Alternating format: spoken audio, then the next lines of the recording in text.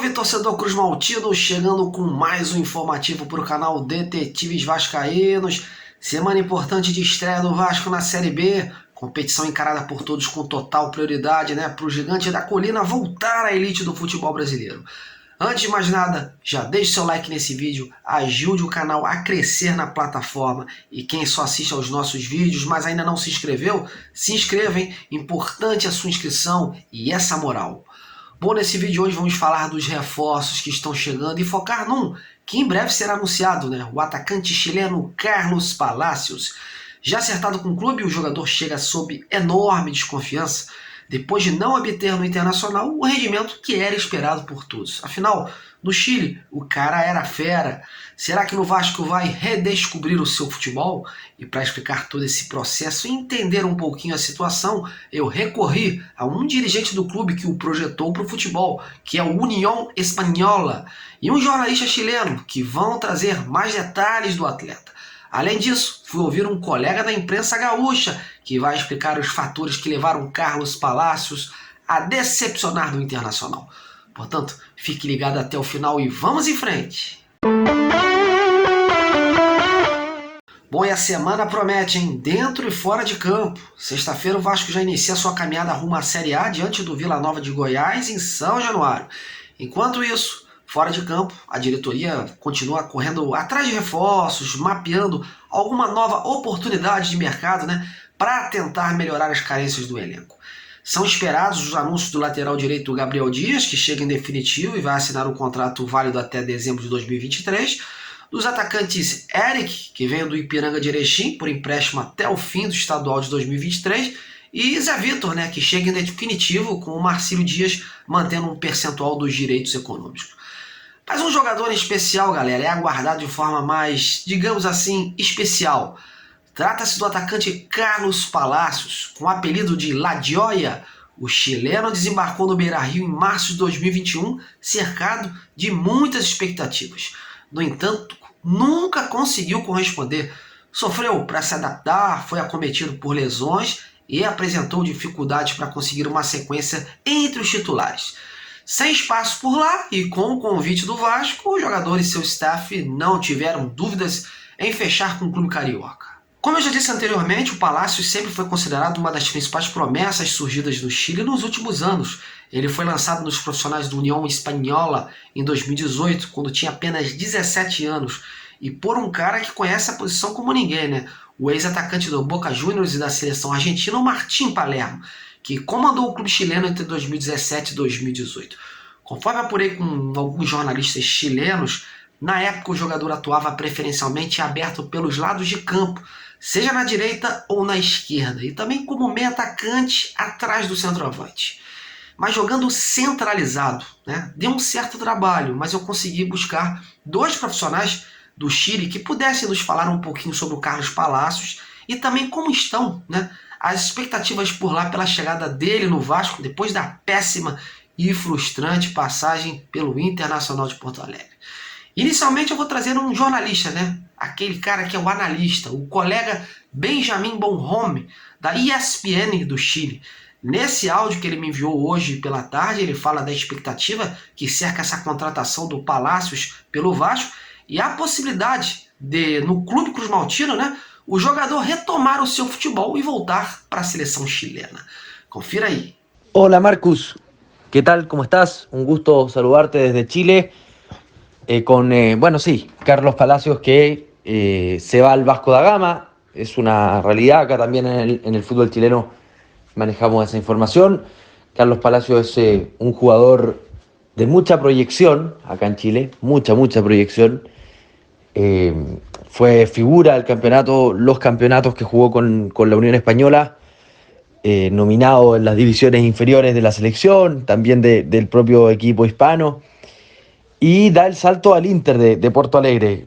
Acá lo querían varios equipos grandes preguntaron por él, pero económicamente era imposible a la oferta del Inter, en que realmente había mucha confianza en que pudiera andar bien allá en Brasil.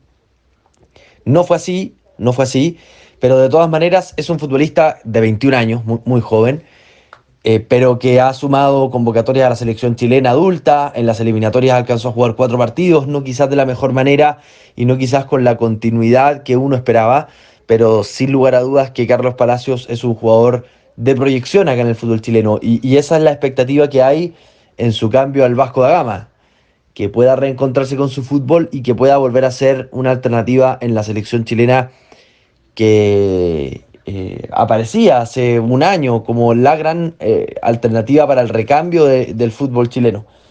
Entonces realmente se toma como una buena noticia si es que va a jugar, si es que puede tener continuidad y puede retomar su mejor momento.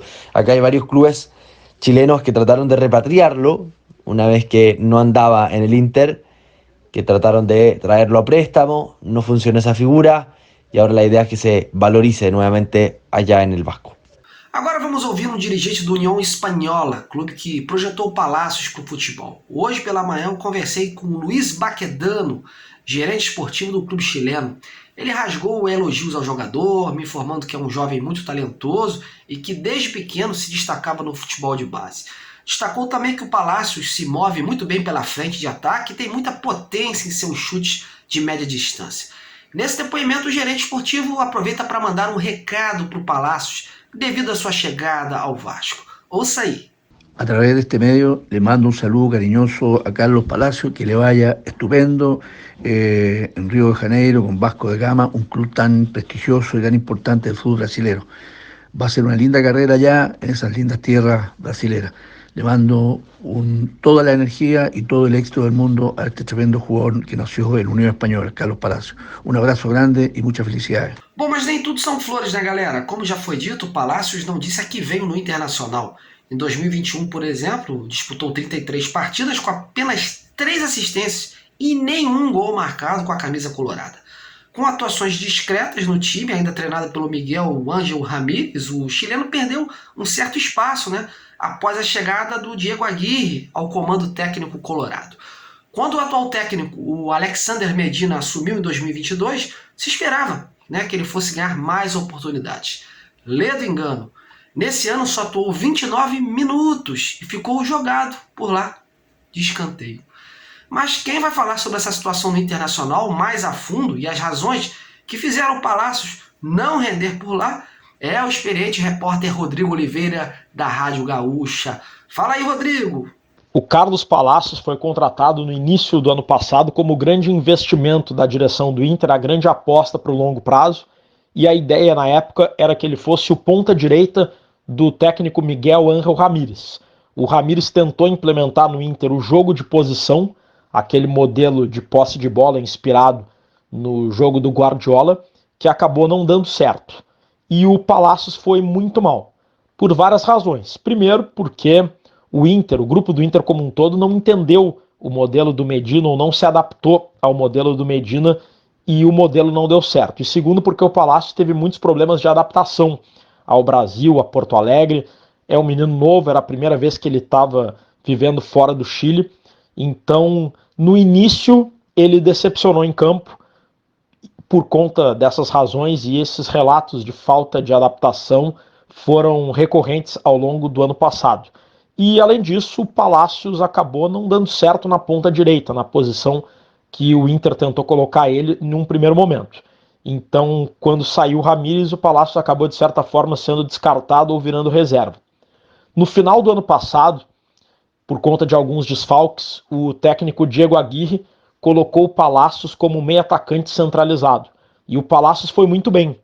Passou a ser um jogador criativo, um meia com boa qualidade no passe, que chegava na área e que criava chances de perigo. E a sensação que todos nós tivemos é que ali o Inter, enfim, tinha descoberto a posição do Palacios, que era como um meio atacante centralizado.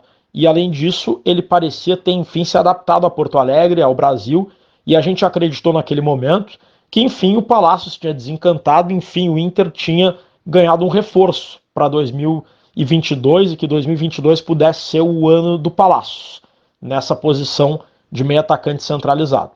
Para nossa surpresa, não foi o que aconteceu. O Palacios teve um quadro gripal no início do ano, bem na época da pré-temporada, e quando começou o ano, ele nunca aparecia nos jogos. E a gente não entendia por quê. A explicação era que ele perdeu a pré-temporada, então não estava bem fisicamente, que o técnico Alexander Medina, ele exige muita intensidade, ele anota as métricas, velocidade, distância percorrida, batimento cardíaco nos treinos, e se o jogador não bate um determinado item, determinados índices, ele não pode ser relacionado, e o Palacios não batia esses índices, não tinha intensidade e não estava bem para começar. Mas em paralelo a isso, a gente ouviu muitos relatos de falta de problemas de adaptação do Palacios a Porto Alegre. O fato é que o Palacios acabou nunca sendo utilizado. Acredito que só entrou no segundo tempo do jogo contra o São José e foi mal. Então estava fora dos planos e por essa razão o Inter acabou procurando um outro clube para ele. Acredito que o Palacios que nós vimos no final do ano passado e o Palacios do Chile, que fez ele ser uma promessa, é um bom reforço para o Vasco. A questão é que o Vasco, na minha opinião, tem que dar um bom suporte para o Palacios, um suporte emocional, psicológico, um suporte de acolhimento, para que ele consiga se sentir em casa e que ele possa se adaptar bem ao Rio de Janeiro, porque ele, adaptado, é um jogador que tem muito potencial. Agradecer desde já aos 3 entrevistados pela participação deles aqui conosco. Aí só um detalhe para fechar. O Palacios assinou o contrato em definitivo mesmo com o Vasco. E por 3 temporadas. Os valores até o momento não foram divulgados pelo clube. Muito se especula aí o investimento, mas hoje eu não tenho a informação precisa para passar. E quando não tenho, meus amigos, eu prefiro não informar, pois informação é uma coisa séria. Ficar chutando aí valores, situações, não é comigo. Vamos aguardar, beleza? Bom, mas e aí, o que você achou da contratação do Carlos Palacios? Mais do mesmo? Vai ser útil para a Série B? Será que o Vasco tinha que ter trazido alguém com mais bagagem? Comente, participe, quero ouvir você, hein? Bom, por hoje é só. Vou ficando por aqui, agradecendo a sua audiência e em breve volto com mais notícias do Gigante da Colina. Um grande abraço a todos e até a próxima!